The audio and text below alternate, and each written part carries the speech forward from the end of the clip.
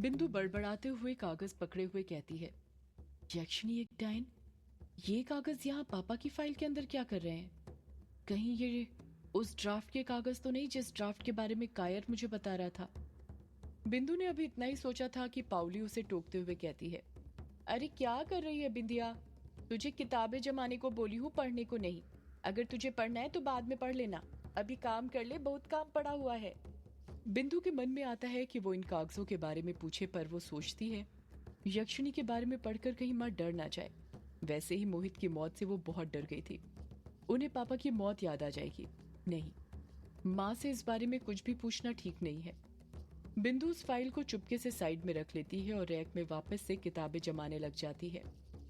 इस तरफ ग्रेवयार्ड कोठी के अंदर युग और अभिमन्यु ने ग्रेवयार्ड कोठी के सारे कमरे छान मारे थे, पर उन्हें ड्राफ्ट कहीं नहीं मिलता है। शाम के 6:30 बज गए थे, पर उनके हाथ कुछ नहीं लगा था। वो थक हार कर वापस हॉल में कायर और कछुए के पास चले जाते हैं। जब वो दोनों वहां पर पहुंचते हैं तो देखते हैं कि कायर और कछुआ बड़े आराम से सो रहे थे। कायर सोफे के ऊपर और कछुआ फर्श पर सो रहा था। अभिमन्यु कछुए के पिछवाड़े पर लात मारते हुए कहता है, अबे उठ, यहाँ पर हम दोनों जब से ड्राफ्ट ढूंढते ढूंढते परेशान हो गए और तू है कि सो रहा है। कछुआ चीखते हुए उठता है। आह! कछुए की चीखने की आवाज सुनकर कायर खुद ब खुद उठ जाता है। कछुआ नींद में से उठते हुए कहता है, क्या हुआ यार, मारा क्यों? मिल गया क्या ड्राफ्ट जो उठा रहा है? अभिमन्यु चिढ़ते हुए कहता है, हाँ, तुम दोनों इतनी मेहनत से जो ढूंढ रहे हो वो ड्राफ्ट तो मिल ही जाएगा ना। कायर अपनी आंखें मलते हुए कहता है, इसका मतलब वो ड्राफ्ट नहीं मिला? युग मायूस होते हुए कहता है, नहीं यार, नहीं मिला। मैंने तो पहले ही कहा था वो ड्राफ्ट पापा के कमरे में ही होगा, जहां पर वो बैठकर लिखा करते थे। पर तुम ही लोगों ने मेरी बात नहीं मानी और इस कछुए की वजह से बिना किसी मतलब के इतनी मेहनत हो गई।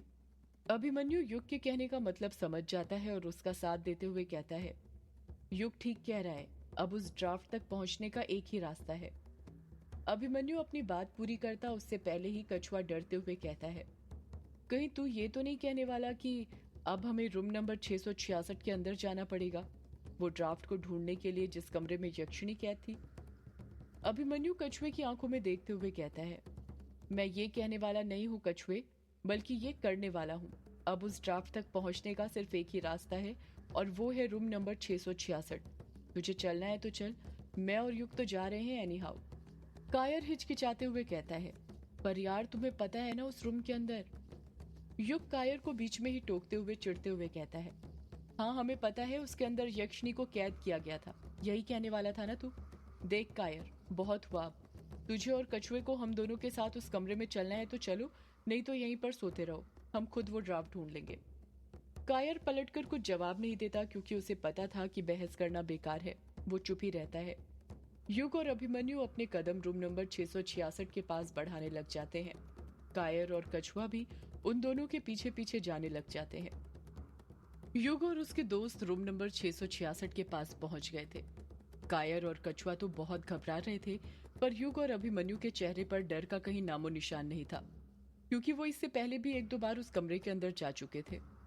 युग धीरे से दरवाजे की कुंडी को हाथ में पकड़ता है और उसे खोलने लग जाता है। जैसे जैसे युग दरवाजे की कुंडी खोलते जा रहा था, कायर और कछुए के अंदर का डर बढ़ता जा रहा था। कछुए के मन में ख्याल आता है कि वो युग को दरवाजे की कुंडी खोलने से रोक दे। वो युग को रोकने के लिए अपना मुंह खोलने ही वाला था कि तभी युग दरवाजे की कुंडी खोल देता है। कछुए की बात उसके मन में ही दबकर रह जाती है। युग जैसे ही दरवाजे को धक्का देता है, वो दरवाजा चरमराते हुए खुल जाता है। जब वे कमरे के अंदर घुसते हैं तो देखते हैं कि कमरे के अंदर अंधेरा छाया हुआ था। अभिमन्यु कमरे के अंदर घुसते हुए कहता है, यार इस कमरे के अंदर हमेशा अंधेरा क्यों रहता है? कोठी के हर कमरे के अंदर लाइट रहती है, बस इस कमरे को छोड़कर। युग अभिमन्यु के सवाल का जवाब देता है, यार तुझे बताया तो था शायद लाइट का कनेक्शन खराब है इस कमरे का। रुक, एक और बार लाइट का बटन दबाकर देखता हूँ, शायद चालू हो जाए। इतना कहकर युग लाइट के स्विच बोर्ड के पास जाने लगता है। कायर और कछुआ तो कमरे के अंदर घुसकर इतना डर रहे थे कि कुछ बोल ही नहीं पा रहे थे। डर के कारण उनके हाथ पैर कांप रहे थे। कायर कमरे के अंदर खड़ा ही था कि तभी उसका मोबाइल फोन बजने लग जाता है। रिंगटोन बजने की आवाज सुनाई देती है। कायर जेब में से अपना मोबाइल फोन निकालता है और फोन कट कर देता है। कछुआ कहता है, अबे तूने फोन क्यों काट दिया? ये तो बिंदु का फोन था ना, शायद क्योंकि जब उसका फोन आता है तो यही रिंगटोन बजती है। कायर रूखेपन से जवाब देता है, हाँ उसी का फोन था। कछुआ झट से कहता है, तो फिर कट क्यों कर दिया? देख नहीं रहा यहाँ पर क्या सिचुएशन है? तुझे लगता है ऐसी हालत में मैं उससे कुछ बात कर पाऊंगा? और वैसे भी मेरा ना उससे बात करने का बिल्कुल मूड नहीं है अभी। कायर ने इतना कहा ही था कि बिंदु का फिर से फोन आने लग जाता है, पर रिंगटोन बजने से पहले ही कायर फिर से फोन कट कर देता है। युग लाइट के स्विच बोर्ड का बटन बंद चालू करता है, पर हमेशा की तरह इस बार भी लाइट चालू नहीं होती है। इसलिए वो अपने मोबाइल का टॉर्च ऑन कर लेता है। जब वो अपने मोबाइल का टॉर्च ऑन करता है तो उसकी रोशनी में देखता है कि जिस टेबल के ऊपर से पिछली बार उसने टाइपराइटर उठाया था, उसी टेबल के सामने 4x4 की खिड़की बनी हुई थी। युग उस खिड़की के पास जाता है और उसे खोल देता है। जब युग खिड़की खोलता है तो देखता है कि उस खिड़की से किश्नोई नदी का बंगला मुटा घाट साफ साफ दिख रहा था। साथ ही कालाझाड़ी जंगल का भी कुछ हिस्सा दिख रहा था। बाहर सूरज डूब चुका था, पर अभी अंधेरा नहीं हुआ था, जिस कारण बाहर की रोशनी खिड़की से कमरे के अंदर आने लग जाती है और कमरे के अंदर रखा सामान दिखने लग जाता है। युग और उसके दोस्त देखते हैं कि कमरे के अंदर किताबें ही किताबें रखी हुई थी, जैसे वो किसी कमरे के अंदर नहीं बल्कि एक लाइब्रेरी के अंदर हो। कछुआ रेक्स पर रखी किताबों को गौर से देख ही रहा था कि तभी उसका हाथ एक किताब पर रखा जाता है।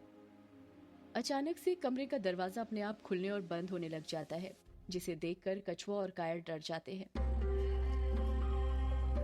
कछुआ और कायर भागते हुए दरवाजे के पास आकर खड़े हो जाते हैं। कछुआ डरते हुए कहता है, तुम दोनों वो ड्राफ्ट तुम दोनों वो ड्राफ्ट ढूंढो, हम दोनों यहीं पर खड़े हैं। अगर उस यक्षिणी ने दरवाजा बंद कर दिया तो तुम्हारे साथ हम भी अंदर ही कैद हो जाएंगे। अभिमन्यु कायर को समझाते हुए कहता है, अरे तू बेवजह डर रहा है। ये जो युग ने खिड़की खोली थी ना, उसी से हवा का झोंका आया था, जिस कारण ये दरवाजा हिल रहा था बेवकूफ। कछुआ पलटकर कहता है, दरवाजा कैसे भी हिल रहा हो, पर अब तो मैं यहाँ से नहीं हिलने वाला। ढूंढो तुम दोनों ही वो ड्राफ्ट। कायर कछुआ का साथ देते हुए कहता है, हाँ कछुआ ठीक कह रहा है, हम दोनों यहीं पर खड़े हैं, तुम दोनों ढूंढो ड्राफ्ट। युग और अभिमन्यु बिना टाइम वेस्ट किए कमरे के अंदर ड्राफ्ट ढूंढने लग जाते हैं। युग कमरे के अंदर ड्राफ्ट ढूंढ ही रहा था कि तभी उसकी नजर टेबल पर पड़ती है और वो देखता है कि टेबल के ऊपर धूल से लिपटी कुछ पुरानी किताबें, एस्ट्रे, पेन, पेंसिल, हाइलाइटर रखा हुआ था, जो एक लेखक की जरूरत का खास सामान होता है। युग टेबल पर रखे सामान को देख ही रहा था कि तभी वो देखता है कि टेबल के ऊपर एक कत्थई रंग के चश्मे का डिब्बा रखा हुआ था। युग उस चश्मे के डिब्बे को उठाता है, फूंक मारकर उस डिब्बे की धूल साफ करता है और जब उस डिब्बे को ओपन करता है तो देखता है कि उसके अंदर एक गोल काले फ्रेम का चश्मा रखा हुआ था। वो चश्मा किसी और का नहीं बल्कि युग के पिता का था, जिसे वो यूज किया करते थे। जब युग उस चश्मे को गौर से देखता है तो उसे याद आता है वो पल जब वो अपने पापा से जिद करता था वो चश्मा पहनने की। युग अपने बचपन की अतीत की यादों में चला जाता है, जिस वक्त वो करीब 7 साल का था। युग के पिता अनुराग इसी कमरे के अंदर कुर्सी पर बैठकर टाइपराइटर में कहानी टाइप कर रहे थे। उन्होंने चश्मा पहनकर रखा हुआ था। अनुराग खिड़की से बाहर बंगला मुड़ा घाट को देखते जा रहा था और कहानी टाइप करते जा रहा था, जैसे उसे कहानी लिखने की सारी इंस्पिरेशन उसी घाट से मिल रही हो। अनुराग कहानी टाइप कर ही रहा था कि तभी वहां पर युग आ जाता है।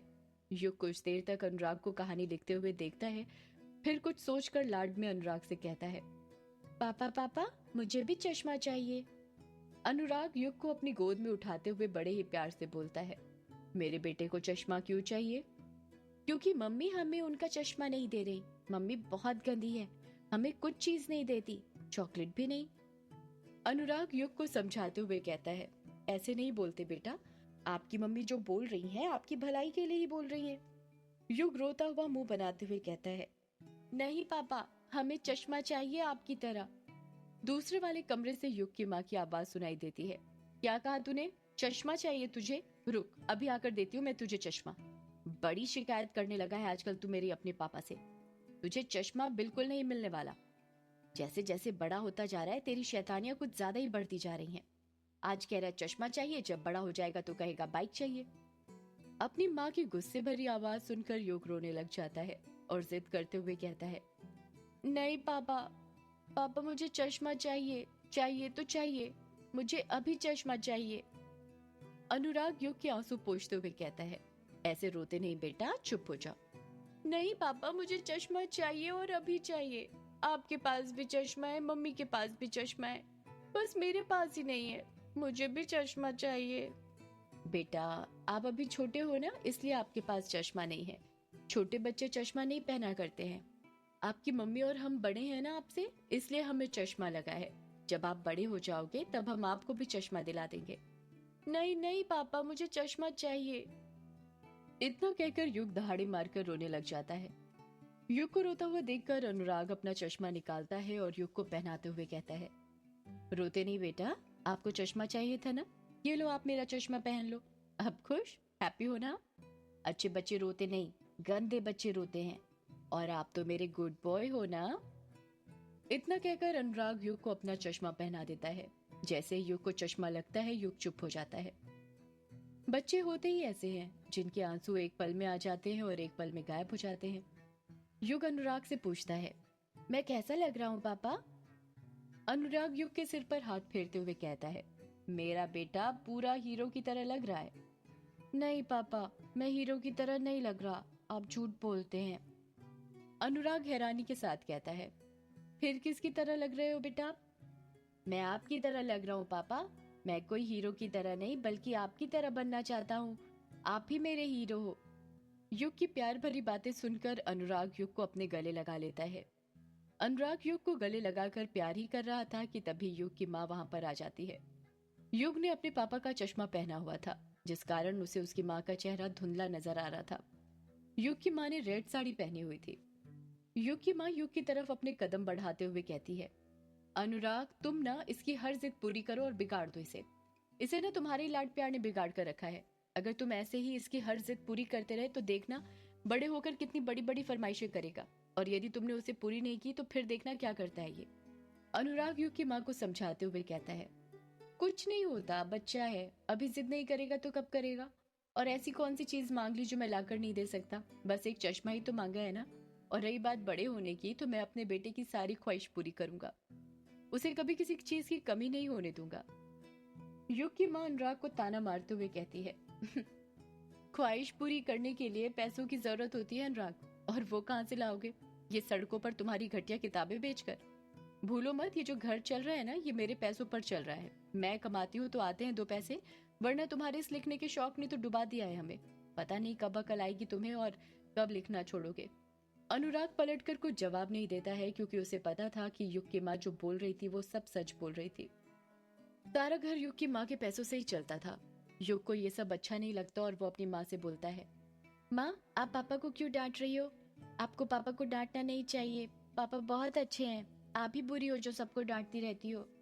ये बात सुनकर युग की माँ का सिर का पारा चढ़ जाता है और वो युग पर भिन्नाते हुए कहती है, तू तो चुप ही हो जा पापा के चमचे, अभी बताती हूँ तुझे। निकाल ये चश्मा, बड़ा आया पापा की तरह बनने वाला। देखती हूँ कैसे अपने पापा की तरह बनता है। मैं तुझे बिगड़ते हुए नहीं देख सकती। एक लेखक कम है क्या घर में जो दूसरा भी चाहिए? इतना कहकर युग की माँ युग के चेहरे पर लगा चश्मा निकालने लग जाती है।